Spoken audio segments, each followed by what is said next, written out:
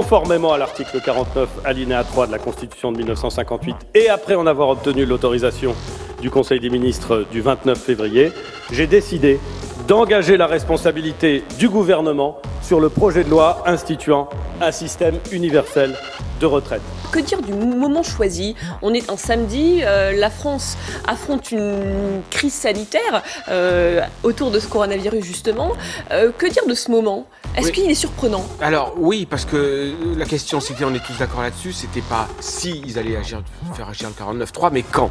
C'était quand aujourd'hui. Oui, ça peut paraître un peu curieux. À l'ordre du jour, il n'y avait que le coronavirus à l'ordre du jour du Conseil des ministres d'aujourd'hui. Donc on a appris cet après-midi, après coup, alors que souvent c'est le genre de choses qu'on sait avant, que c'est lors de ce Conseil des ministres consacré au coronavirus que la question du 49.3 avait été tranchée, avait été soulevée au Conseil des ministres. Alors est-ce qu'il y a un lien qui va être fait entre les deux? Ça, on aura peut-être la réponse d'Édouard Philippe. Ouais. Pourquoi prendre cette décision maintenant, aujourd'hui, en plein week-end, en pleine crise de coronavirus? Non, ça n'a aucun lien avec le coronavirus. Le 49.3, c'est inacceptable.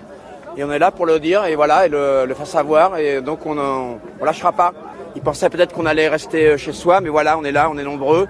Et je pense que ça va gonfler au fur et à mesure de la soirée. Quand on essaie de passer au-delà de la démocratie, je pense que les avocats, mais comme toutes les professions que vous voyez ici, sont là pour alerter et pour dire qu'on va continuer de rester là. C'est la réponse au mépris qui nous est manifesté une fois de plus. Quand je vois que dans la même journée, le gouvernement effectivement dégaine le 49.3 pour mettre fin au débat parlementaire et faire taire définitivement l'opposition et passer son projet en force, et qu'en même temps on nous annonce que sous prétexte d'une crise sanitaire, qu'on prétende arriver à l'interdiction des rassemblements publics dans la rue de plus de 5000 personnes s'ils sont proches de zones contaminées.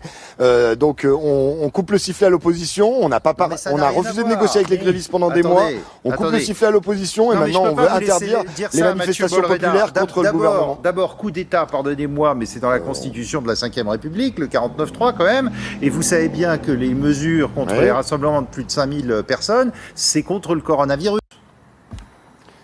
Alors excusez-moi, si vous me permettez de vous répondre, oui, le 49.3 est dans la Constitution, mais il y a plein d'autres dispositions dans la Constitution. Ce serait légal d'utiliser l'état d'urgence, l'état de siège, de déployer l'armée dans la rue. Il y a plein de choses légales. C'est de la violence, c'est de la brutalité, c'est passé au bulldozer. On a refusé d'entendre les grévistes, on a refusé d'entendre les citoyens qui manifestaient. Aujourd'hui, on coupe le sifflet à l'opposition. Je pense qu'effectivement, ce glissement autoritaire du gouvernement est absolument condamnable. Jusqu'à présent, il y avait un impératif social à se défendre, nous travailleurs dans la grève et dans la rue. Je pense qu'aujourd'hui il y a même un impératif démocratique à se battre. Il y a déjà eu ce soir des rassemblements à Paris mais en province, il y en aura d'autres dans la semaine et encore des actions à venir par notamment les organisations syndicales. Bon, et tout ça dans le contexte du coronavirus. Donc vous avez vu effectivement que c'est quand même compliqué maintenant de faire des actions d'ampleur. Vous le prenez en compte, ça? Et vous savez bien que les mesures contre les rassemblements de plus de 5000 personnes, c'est contre le coronavirus. Tout ça dans le contexte du coronavirus. C'est contre le coronavirus. Coronavirus.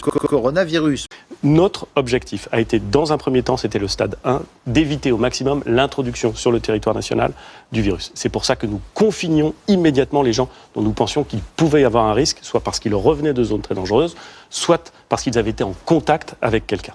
Aujourd'hui, nous ne sommes plus exactement dans le même stade et donc les mesures ont un peu changé. Et demain ou après-demain, si nous passons au stade 3, d'autres mesures devront être prises parce que nous vivrons avec l'épidémie. Si nous passons au stade 3, d'autres mesures devront être prises. D'autres mesures devront être prises. Si nous passons au stade 3, d'autres mesures devront être prises. D'autres mesures devront être prises. Si nous passons au stade 3, d'autres mesures devront être prises. Derrière le refus majoritaire qu'il y a dans l'opinion de la réforme des retraites, va s'ajouter un autre sujet de mécontentement avec le 49.3, c'est la question démocratique. Est-ce qu'il y a, oui ou non, une dérive autoritaire ?